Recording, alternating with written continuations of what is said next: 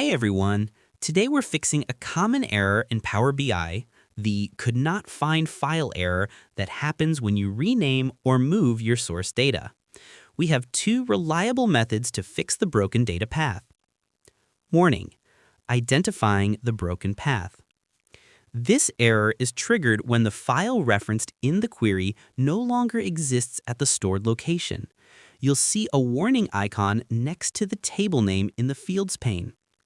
To access the settings, open Power BI Desktop, Transform Data, Data Source Settings.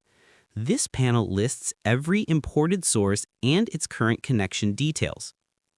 Fix 1. Global Fix via Data Source Settings. This method is best for a global fix affecting all queries that use that specific source. In the Data Source Settings window, locate the problematic source, click Change Source. In the File dialog, press Browse, navigate to the new or renamed file, and select Open.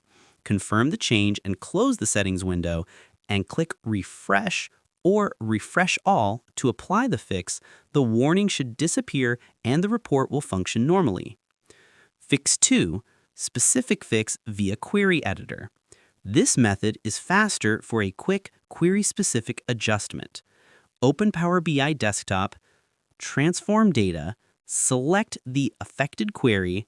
In the Applied Steps list, click the gear icon next to the source step. Use the file picker to navigate to the correct file or manually edit the path string. Click OK. The query updates instantly, and the error flag is cleared without needing to exit the editor. Always keep file names and locations consistent after they are imported to avoid these breaks. I hope this helped you out, and I see you in the next one.